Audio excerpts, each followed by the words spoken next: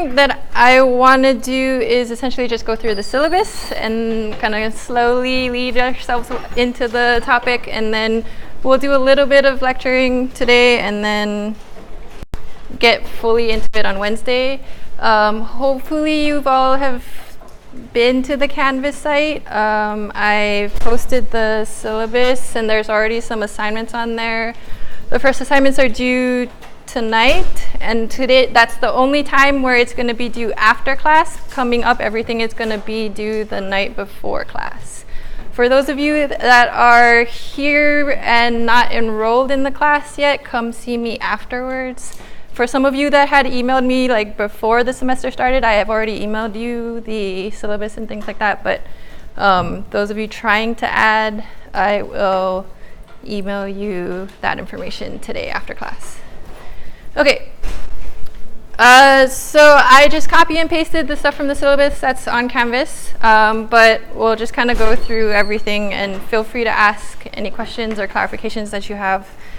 The first thing is just the course description. Is essentially why should you care about microbiology and why should you be taking this class? I know a lot of you are taking it because it's required for your major or your prerequisite for some kind of program that you're trying to apply for. But in general, microbes are essentially everywhere around us, right? And in us, on us, everything, right? And so it is very useful for us to understand how these organisms actually work and function, and so because they play a big role in our everyday lives and in many different fields, right? Things that include, so human health is an obvious one, but as far as they also play a big role in ecology. The biotechnology industry relies heavily on microbes. And then even food production, right? A lot of the things that we eat are basically because we have microbes to do that. So the course is going to cover a wide range of topics. And yes, it is a lot of material. So it is an intro course, so we will try to cover as many things as we can, but that does mean that it's a lot of stuff. And so for those of you that are actually micro majors and are taking it because you're a micro major, a lot of the micro courses will then build on the information that we're learning in here. All right, so here are some of the objectives for what I hope that you will get out of the course. And something that I hope you will also get used to seeing are these objectives. Well, I'm going to have these every day, and you'll see them in a few minutes. Every day at the start of the lecture, I'm going to have these intended learning outcomes, like so these intended, like the things that, the objectives for the day that I hope you will learn. And so that is kind of a checkpoint for you to just go back and check and make sure, can you answer these questions? Did you actually get this out of the lecture? If not, you should come see me, or go back and read the book and see if you can figure that out. But again, just as an overview of what the things we're going to learn this semester, we're going to learn a bunch early on about the structure and function of bacterial cells. We'll go into how microbes grow, and you'll also do a lot of that in the lab that you all should be taking. We'll go through transcription, translation, and how bacteria actually regulate their genes. We'll go through the different metabolic processes. Hopefully you've all seen a little bit of it in your equivalent of 107. And then we'll go through, again, energy sources and how the different bacteria can get the different electron sources, so that how they utilize them as energy. We'll go through towards the end some about bacterial diversity. And also go into depth about how the role of microbes in human health, antibiotic resistance, things like that. All of that will happen towards the end of the class. All right, here's the information for me. And the big thing is that my office has been under construction for the whole summer. And so I am as construction goes, that date never gets met. And so they have told me that I will move back into my office on September 10th, but fingers crossed. and I will make an announcement when I actually move back. But currently, I have a temporary office that's in Magnolia in 4201, so that's on that same hallway that the lab courses are. So I'm right at the end of the hall, and so I will let you know when I get moved back to my original offices, which is on the second floor of Eucalyptus. My email address, and just as far as emails go, don't really expect me to reply to your emails on the weekends. So I will mostly reply to most of the emails during regular school hours and try to get to them as soon as possible. But don't expect quick responses on the weekends. And then my office hours, so I'll have office hours on Tuesday at 12:30 and then Wednesday at 8:30. I tried to make them at times that weren't actually in the lab sections, because I know you all should be taking a lab. But I'm always available by appointment, so please feel free to email me and set up a time. You can always just try to drop by. There's a chance that I'm going to be in there. If I'm there, my door's open, you're welcome to come in. But if you really need to see me make an appointment. And as we've kind of mentioned, right, we're going to cover a lot of material in this course, so please come see me if you need help. I am more than willing to help you figure out, re-explain something. Even if I have to explain it 10 times, I'm happy to do that. And also, if it's just trying to figure out ways for you to best study for the class, I'm also happy to kind of go back and forth and throw out ideas of different ways for you to kind of be successful in the course. And last year, maybe some people came to my office hours, but usually I'm sitting there by myself. So please come say hi. Even if you just want to say hi, that's totally fine too. All right. The textbook that you need is this Microbiology and Evolving Science. You can buy it in the book form, but there's also an online format which you can also buy, which is also it's exactly the same thing. The main thing is that you actually check Canvas regularly. So if you did check before today, you would have seen that I've posted the lecture slides for today. I will do that every day. And then what I'm doing right now is I'm actually recording the lecture and the audio on my iPad, and so I will also post those on Canvas. I will also get the this room is equipped with lecture capture, so I will also provide that link once they send that to me. So you'll have options if you want. But like today, if the mic's broken, that's not going to do you much good. So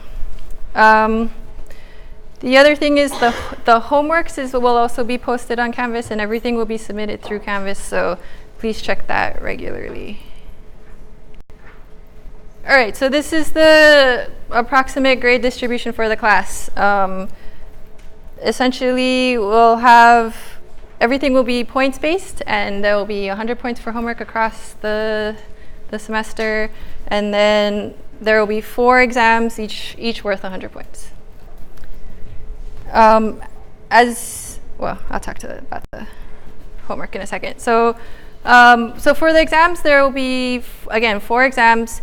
Each of them will be focused on the material that's kind of listed in the syllabus on the schedule, but with the caveat that microbiology, is essentially a cumulative. The things that we're going to learn here can be cumulative, and so things that we learn in the first section of the class might come up again in another section of the class, and so that is how the exams will be cumulative. So if it's like we learned the terminology for this one thing about for example, we'll learn about the chromosome and genes in the first section of the class, but we're going to actually learn about replication in another section of the class. And so any of the background definitions that come in the first section, you're still responsible for knowing, because that's building upon those topics and helping you understand how the bigger processes work. Okay. The exam questions, so they'll cover material in the text. from lecture, other assigned readings, and the book comes with a bunch of these videos that I will also post on Canvas that are helpful to watch and help to understand. There would be no makeup exams, so except for an excused medical or certified family emergency, and those have to go through me. So you can submit them by emailing me directly, or you can actually submit them through the biology office if you need to. That's totally fine.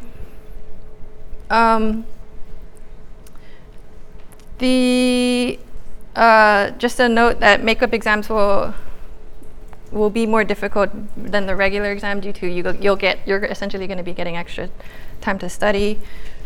And then so after I grade the exams, I will post your scores or whatnot, and then you will have 2 weeks to request any grade corrections for that exam.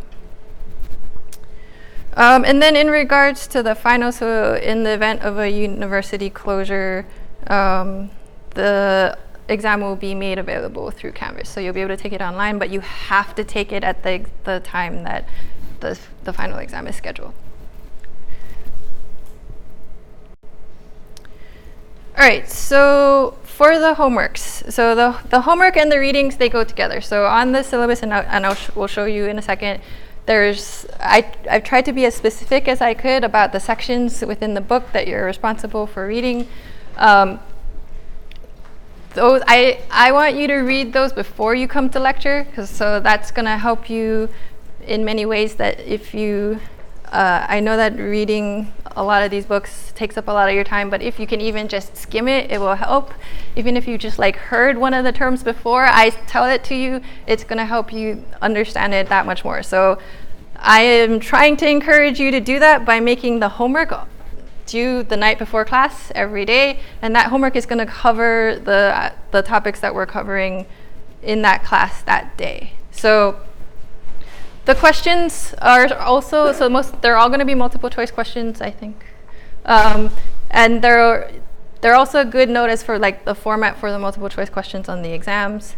But I try to make them maybe slightly easier because I won't have talked about them that day, but also because I won't have talked about it yet, I've made it so that you can essentially keep answering the homework questions until you get it correct. So you can just keep answering it. Canvas should tell you that you got this question wrong, and then you can try again. And it's going to keep the score for your last attempt. Okay, so there's essentially no reason for you to not miss out on any of the homework points. So you all should get the 100 points for homework this semester as long as you do it on time. Okay? The first assignment, so for those of you who haven't been on Canvas, yes, the first assignment essentially is just a questionnaire. So I have questions out there so that I can learn a little bit more about you. Thank you for those of you who have already finished it. I did start reading the responses. I guarantee you that I will read all of the responses. It's questions about why you're taking the course, what are your expectations of the course and me, what maybe any kind of apprehensions that you have for the course, and then there's also an opportunity for you to tell me anything about yourself that you want me to know.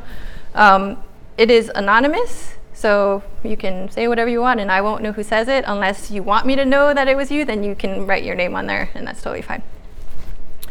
The other thing that is due today, and this will be your opportunity to get bonus points for the class, so you might as well start off, and you will essentially get them just for doing it. So there is some assessment questions. This is just for us to be able to see how much microbiology you know coming into the class. Don't worry about getting them right. We really just want to know what you know as it is, right? So don't bother looking up the answers, just do it, and you'll get 4 bonus points that will get added to your grade at the end of the semester. You might think that 4 is that much, but it can make a difference in changing your grades, from the minus plus range. 4 points can make a big difference. Okay, any questions about the homeworks and the readings? Yeah? There's an assignment too. Is that due tonight as well? Nope, so that one will be due tomorrow night, so before Wednesday. That's for the preparation for Wednesday's class. Okay. Any? Good. It's Yep. about the book. Yep.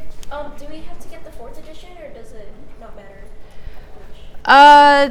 it's best if you get the 4th edition. There are some newer topics in there that I am covering. That's not in the 3rd. Yeah. Any other questions? Yep. Can you do the homework early? Yeah, so I will try to post the homework as early as possible. Like homework 2, I posted, like last week. It's been up there.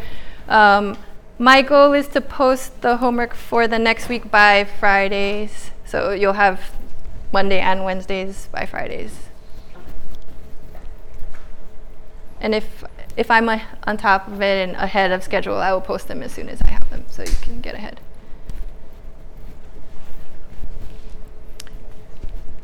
All right, yeah, so both of those are due today at 11:59, so don't miss out on those points. All right, so this class will be on the plus-minus scale, and that's the grade distribution.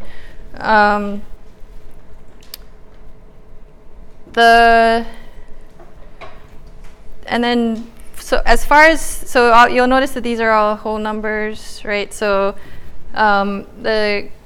I will round at the end, but it's going to be rounded to the nearest whole number. So your standard decimal. So if you had, what is one of these? So let's say you had like 81.5, you will get rounded, or 81.5 to 81.9, you'll get rounded to 82, and so you would be bumped into the B. But 81.4 or lower is still going to be an 81. Okay. Academic integrity, this is standard in all your classes these days, right? So please, no cheating. It will not be tolerated in this class. And then the biology department withdrawal policy. So unrestricted withdrawals are only permitted through the end of the 3rd week. After that, you will have to have some kind of serious reason for dropping the course, essentially. And then for any of you that need any kind of special testing times or signing up for extra notes, shared notes, please do so and register with the Center on Disabilities. And then also just come talk to me or email me. You don't, and so that we can just make sure that I'm aware of your testing needs and things like that.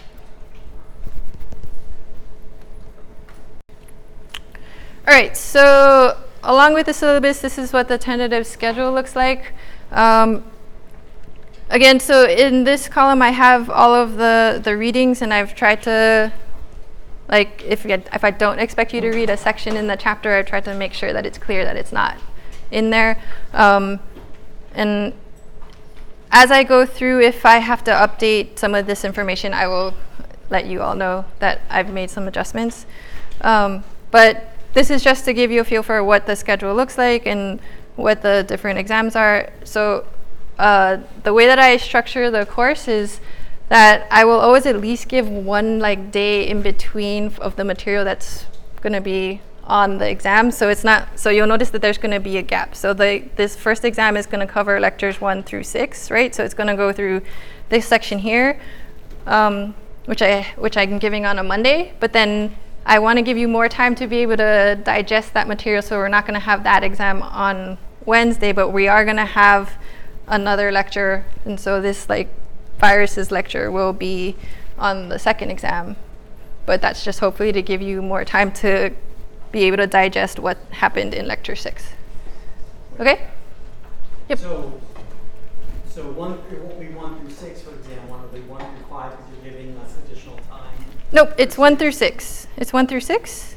The extra time, so 7, we're going to cover material that's going to be on exam 2. And then there will be, so the exam is going to be on these first 6. Yep. So the first section of the class, we're learning basic things about cell structure and function. How do the bacteria grow? How do we grow them? And then in the next section, we go into viruses and then essentially transcription and translation. and how bacteria control and regulate their gene expression. And then the section following that is going to be all metabolism based. And then the final section is kind of a mixed match of, so we learned all these basic functional things about bacteria, what kind of different fields and how else can they actually be used. So things like microbial ecology, and then in the microbiome, immunity, and then we'll end with antibiotic resistance. Okay, so before we get started, I just wanted to tell you a little bit about me. So this is my, Oh, sorry. Go ahead. All the exams, they're Yep. all multiple choice or not? So they're going to be a mixture, and before the exams, I will tell you what the exact distribution of and the types of questions there'll be. There's going to be a chunk of multiple choice questions, some sort of thing where you have to write in an answer, whether it be a short description or literally just filling in blanks with words. I often also give true-false questions with the little bit of a tweak where if it's false, you have to cross it off and correct it and make it fill in what should have been made true. But all of that, I will tell you before the exams. One more question. I have a quick question about the homework. It says we need an access code, but I didn't hear you mention it. Nope, you don't. You don't need it? Nope. So if you were borrowing a book from somebody last semester or whatever, you don't need to buy the access code. You just need the book. All right, so a little bit about me. This is my second year at CSUN. I came to teaching in a little bit indirect path. I went to undergrad at UC Davis, and then I did a master's, and then I worked in industry for 5 years. And then I decided I didn't like what I was doing at my job, so I was like, okay, I'm gonna go to grad school with the intention of thinking oh, maybe I wanted to change fields essentially of the work that I was doing. And then thinking that grad school was the way for me to learn all these new things and then go into that. And it turned out that I liked grad school a lot and I liked doing academic research, and so here I am in an academic position. My research interests is in synthetic biology, which has a very broad definition and can mean many different things, but to me what what I do and what synthetic biology means to me is the ability for us to essentially take what and in my case, I mostly work with bacteria. So take what bacteria can do naturally, take some of the natural functions that they have, and then kind of take them out of that natural context, engineer them, and so that we can engineer completely brand new traits and functions into a different bacteria. And so that's what I like to do, but I also do that even in a more smaller defined context of I like to do so by manipulating RNAs. And so RNAs are a really cool molecule, and we'll get to that eventually in the course. But they can control processes of transcription, translation, mRNA degradation, things like that. So I like to engineer different RNAs to do these different things so that we can now engineer bacteria to do different things. And again, I mostly work with E. coli, but I also work with these things called cell-free systems. So in this picture here, essentially what we do is we crack open a bunch of E. coli cells, we grow them up, crack them open, take out all the machinery for doing transcription and translation. And then what we can do is essentially we put back in some DNA, amino acids, things like that. We can put it in a tube, and I can do transcription, translation in the tube without having to worry about growing cells. So a lot of my work is based on these cell-free things. All right, and I'm also very happy to have you come to my office hours or stop me whenever to just talk about career paths. If any of you are interested in grad school versus industry, I'm happy to have that conversation with you. So please come talk to me about it. All right, so what I want to do is take a little bit of a break, have you get to know each other, because if you don't already know somebody in the class, it'll be great because maybe you can study together. And also we are going to hopefully throughout the class take these breaks and talk to each other about questions that I'm going to post and things like that. So take a couple of minutes. You're not going to share these answers with me. Essentially, that's what the survey is for. But you guys just get to know each other for a couple of minutes, and then we'll start the actual lecture.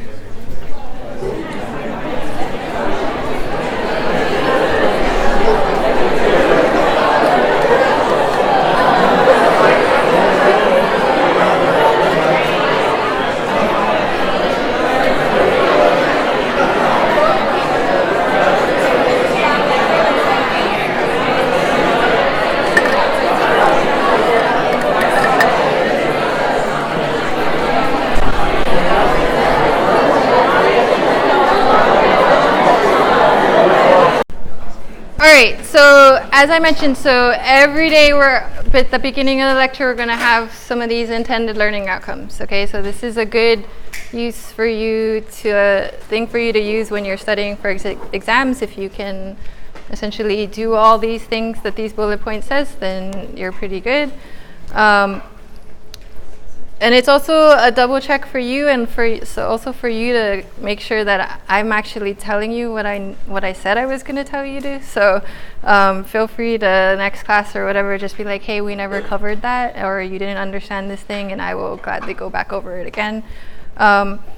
So today we're going to start off pretty slow, pretty easy. We're essentially going to define what a microbe is, and remind you of your metric units, and then go into a little bit about the importance of studying microbes. And then so today and tomorrow, or Wednesday, we're going to go into a lot of microbiology history. So all the people that have built the foundation of microbiology, and so you're going to learn about a lot of different scientists and what they do. The note here about scientist names in bold is for your studying for your exams. So we might go over way more scientists, but you're only responsible for the ones in bold. Okay? All right, so first thing is, what is a microbe? So the general definition for what a microbe is things that generally require a microscope to see. So it's generally, because as you can see, so this example here, this microbe essentially is 0.77 millimeters, which you can see with your eyes, right? So again, generally, but one of the main things is that they actually contain a genome that will be used to essentially reproduce its own kind. They can be singles or multicellular. They'll, again, metabolize food to grow. They'll have things like proteins, sugars, and then so about their genomes, the genomes are made of nucleic acids.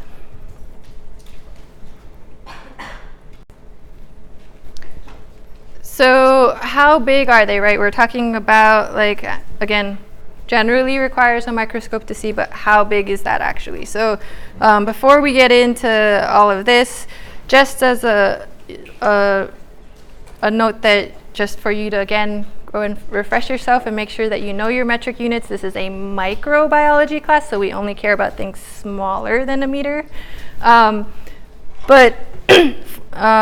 one of the tips that I have for doing this is, if you can remember what order it is, so milli, micro, nano, pico, femto, if you can remember that order, and you always know that each of them the difference between each of them is essentially 1,000, right? So if you kind of forget, like, oh, milli is 10 to the minus 3, but you know, well, let's say, okay, so it's going to be difficult if you forget that one. That one is probably the first one the one that you should memorize and know, that milli is 10 to the minus 3. But if you forget something like, oh, I don't know, if you can't just automatically recall that nano is 10 to the minus 9, as long as you remember the order, milli, micro, nano, pico, femto, then you'll be able to place it, and you'll just go 1,000 more, smaller, and 1,000 more, and 1,000 more, and you'll be able to find yourself on that. Okay, so that's my tip for remembering these metric unit scales.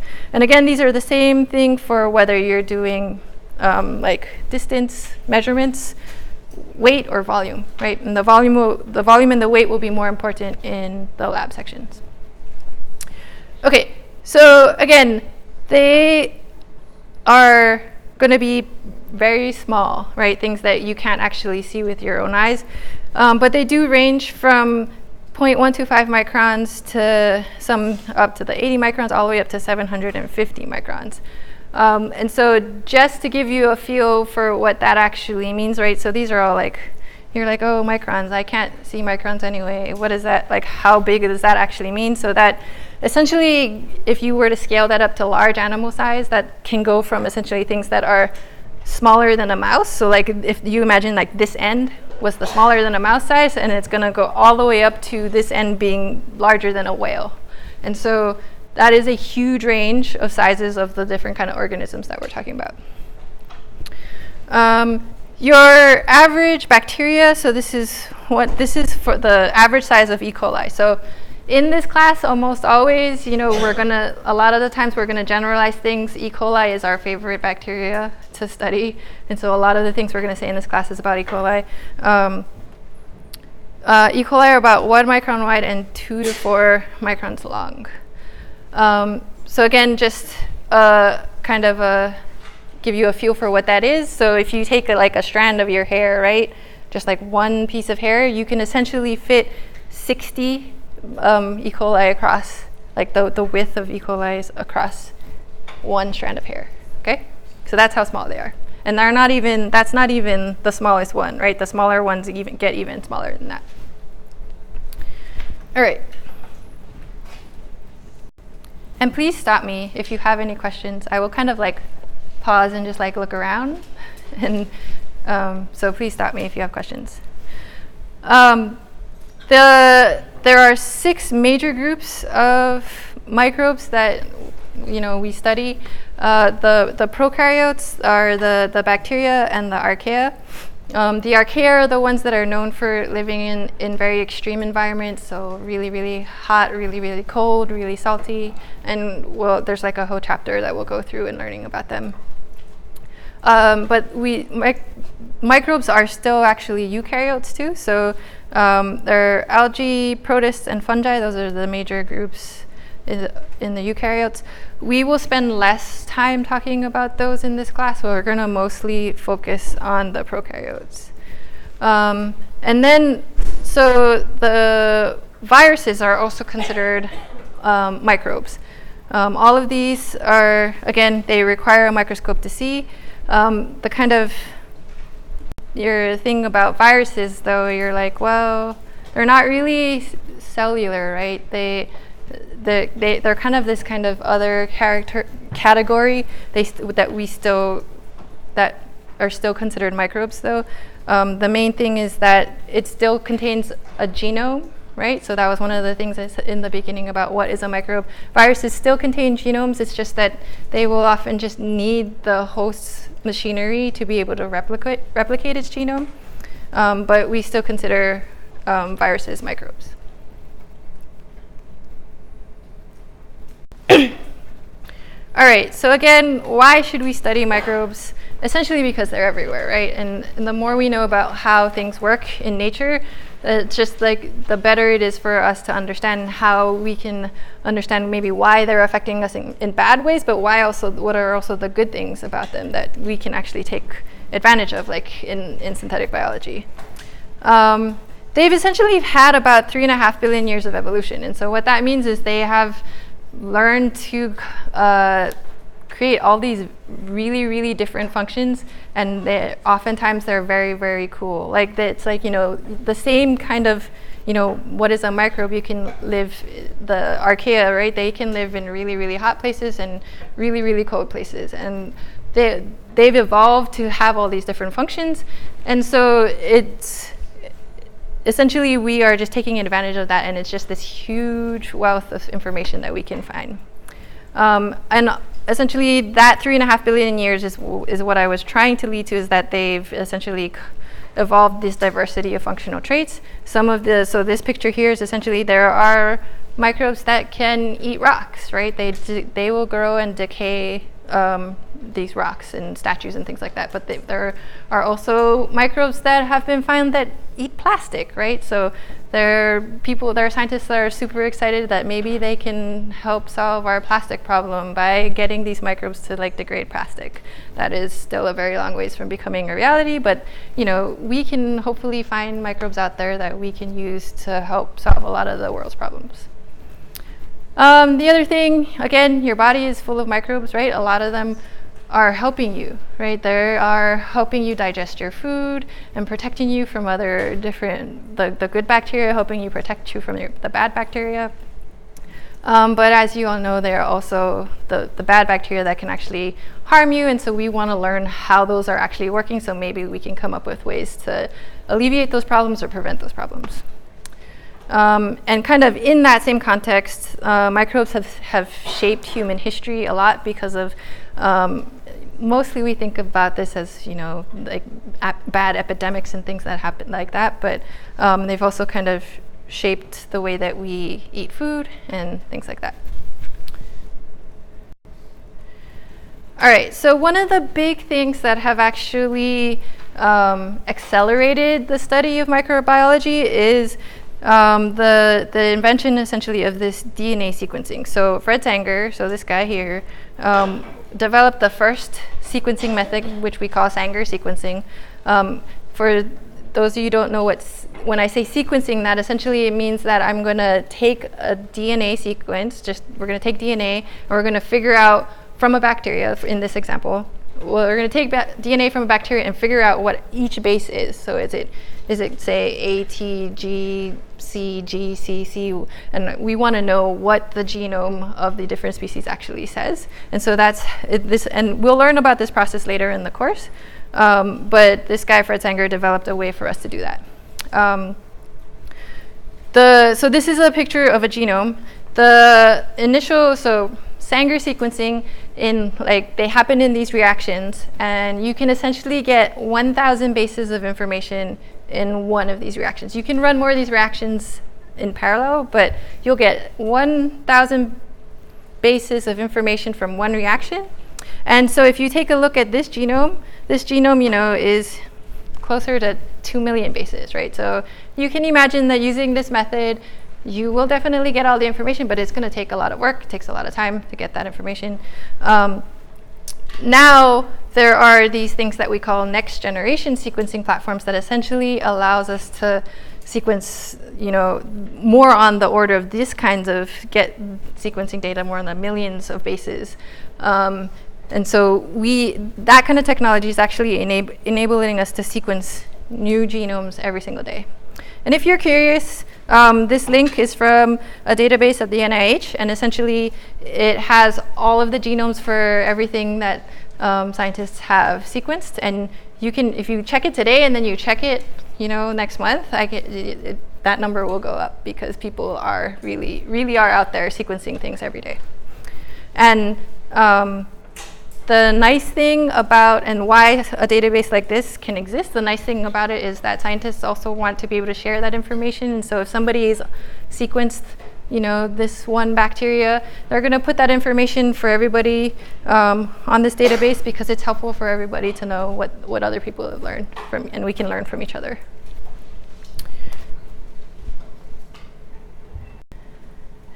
All right, so again, what that has brought us to do is so we can now learn all these different things about a genome of a bacteria that can tell us, you know, what the different functions they are. So that kind of the things that I was telling you about, we'll take one specific trait of a bacteria and learn what that is. That's all going to come from the genome, right? That's all going to come from that DNA sequence. So then we can look, well, does this other bacteria have something very similar? And we can learn how maybe some of these different things have evolved, learn more about the different bacteria, different functions. But just so you know, as we say, looks can be deceiving. So these are two bacteria, E. coli and B. fragilis. They actually have very different functions. You can both find them in your gut, but you know, purely by looks, shape whatever, they look kind of similar, right? But they actually only share 40% of their genes, okay? So now if we, in that same context, think about C. elegans, right, the nematode, versus humans, right? We actually share 38% of the genes, right? So we have very similar DNA sequences as this worm here. So again, looks can be deceiving, but that also tells you that, you know, through evolution, that we have all these different functions and all these different traits that get, you know, evolved into new things, and we have similarities with all these different organisms. The great thing about something like this is that it makes it easier for us to study. Like, we can create like model organisms, right? Nobody wants to do human testing, random like scientific lab rat as a human. So we can, the great thing about being able to share genes with some of these smaller organisms is that we can create these model systems and learn how the basic functions works out in one of these, and then that can kind of translate that information to how that might actually work out in us. All right, so again, what I mentioned, that microbes have shaped human history in good ways and in bad ways. The good ways, you know, a lot of the things that we eat come from bacteria. So cheeses and bread are all thanks to microbes. And again, this is to depict like the human microbiome. There are good bacteria helping you out every day. The bad ways, we typically think about these things again, you know, the bad diseases and things that have kind of wiped out lots of different populations.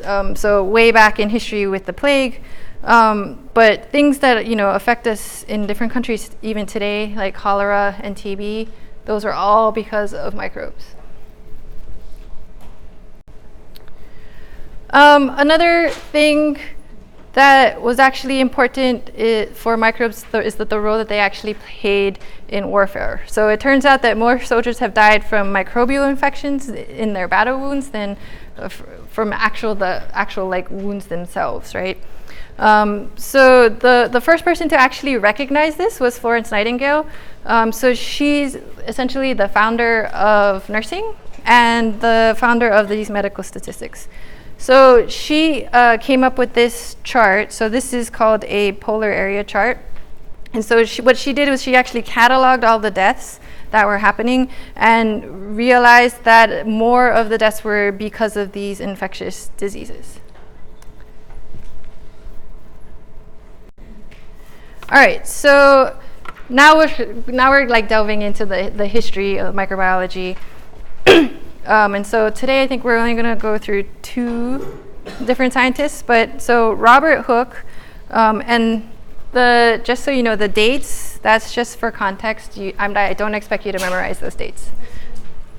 So Robert Hooke, he built the first compound microscope, and he was the first to actually coin that term cells. So he was studying cork, so you know the stuff that that you use in wine bottles.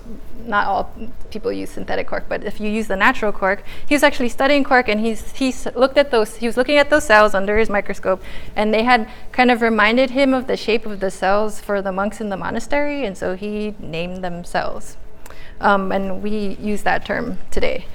But Hooke actually never observed single-celled bacteria.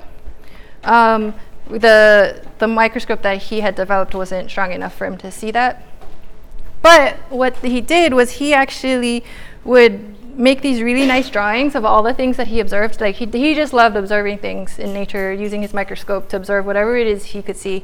And he would make these really nice drawings, and he published them in this Micrographia, which actually inspired other scientists to become interested in these things, one of them being Antony van Leeuwenhoek. So he was the first to actually observe single-celled microbes, and he developed this single-length magnifier, which allowed him to see those things. And so he was able to observe things like insects, protists, algae, and bacteria. So one of the things about van Leeuwenhoek was that he actually would kind of, again, these people, they would study anything that was around them. He would kind of scrape the stuff off of his teeth and look at it. And he made these observations about like how, he would drink some coffee, and then those things would no longer be alive. So, you know, just kind of small observations that now we realize that, right, if you heat and boil essentially a bacteria, that it will die. But these are the kinds of observations that scientists way back, you know, 1700s kind of made. So they're not the same though, right? What's not the same? I mean, Robert, he also saw a cell, right? Yep, so he saw, but he never saw single-celled organisms. Oh. So Van Leeuwenhoek was actually, with his magnifying glass was stronger so that he could actually see single-celled organisms. All right, so that's the end for today. Next time we're going to go, again, more into the history. If you are trying to add the class, please come see me.